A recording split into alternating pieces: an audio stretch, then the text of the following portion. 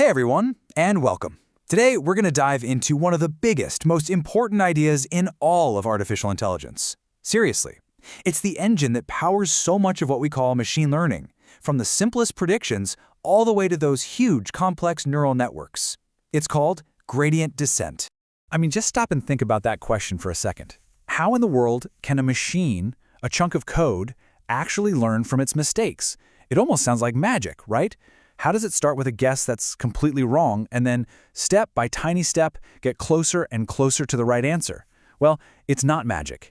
It's just a really, really clever algorithm. You see, the real secret here isn't about the machine knowing the right answer from the get-go. Of course it doesn't. The secret is having a system to measure exactly how wrong it is, and then using that measurement to take one small step in the right direction. All right, to make this all feel a bit more real, let's ground ourselves in a super simple example that's going to guide us through this whole thing. Our mission, should we choose to accept it, is to build a model that can predict a student's exam score based only on how many hours they studied. So here's our data. And look, we've kept this incredibly simple for a reason. You can probably see the pattern right away, can't you? 1 hour of study, you get a score of 2. 2 hours, you get a 4. 3 hours, you get a 6. Our goal is to teach a machine how to find the single straight line that best represents this relationship so it can then predict the score for, say, someone who studied for 5 hours. And here we are at the heart of the problem. You could draw a line that's too steep, too flat, maybe it's shifted too high or too low. We're talking about a literally infinite number of possible lines. The machine needs a smart way to figure out the perfect combination of slope and intercept that defines the one single best line. Just guessing randomly is, well, it's never going to work. So, okay, how do we actually do this? Well, the first step is to stop thinking in vague terms like good or bad lines. We need to get mathematical. We need a way to give every single possible line a score for how wrong it is. And that, my friends, is where something called the cost function comes into play. Just think of it as a wrongness score. It's a formula that looks at our lines predictions, compares them to the real scores, and crunches them all down into a single number. A really high score means our line is way off. A really low score means we're getting close. So what's our goal? Get that score as low as we possibly can. Now this is where it gets really cool. I want you to picture this. Imagine every possible line we could draw exists as a single point in a giant three-dimensional landscape. The height of that point represents its error score, its cost. Our mission then is to find the absolute bottom of this landscape. We're looking for the deepest valley, because that point, and only that point, represents the line with the absolute minimum error. Okay, so we have this giant landscape of error. How do we find the bottom? We can't see the whole thing at once. Well, we use this incredibly powerful algorithm called gradient descent. And the name itself gives you a massive clue about how it works. Let's use an analogy that really hits home. Imagine you're standing on the side of a huge mountain, but it's completely covered in fog. Your goal is to get to the lowest point in the valley, but you can't see it. So what's your strategy? Well, you'd probably feel the ground right under your feet, right? You'd find the direction that goes steepest downhill, you take one small step in that direction, and then you do it all over again. That's it. That is the core idea of gradient descent. And this, right here, this is the math that makes that foggy mountain journey happen. Now, don't let the symbols freak you out. It's actually really simple. It's just saying your new position is your old position minus a small step in the right direction. That little alpha symbol is our step size, what we call the learning rate. And that J part, that's just the calculus that calculates the slope. It tells us which way is downhill. That's the whole thing. All right, analogies are great, but let's see this thing in action.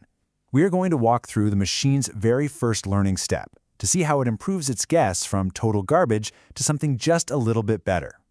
So we start from a place of complete ignorance. Our first guess for the line's parameters, the slope, and the intercept is just 0 and 0.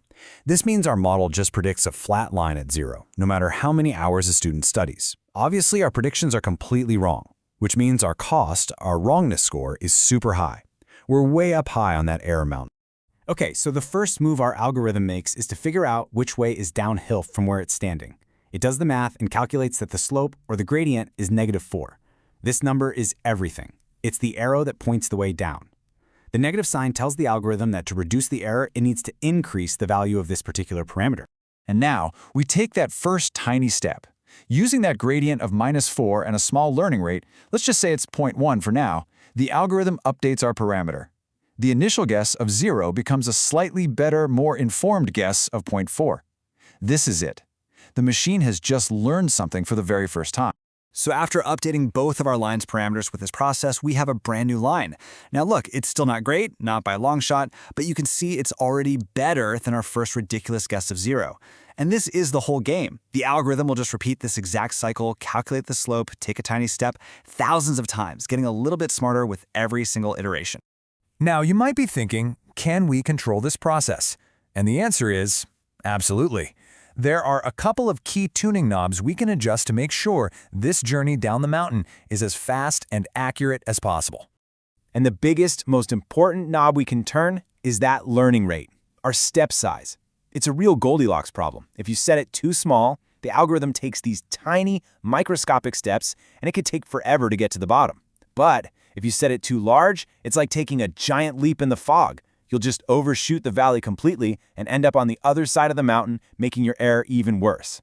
Finding that just right rate is absolutely key. There are also different strategies for the journey itself. You've got batch gradient descent, which is like the careful planner. It looks at all of our data points before it dares to take a single step. It's slow, but its path is very stable.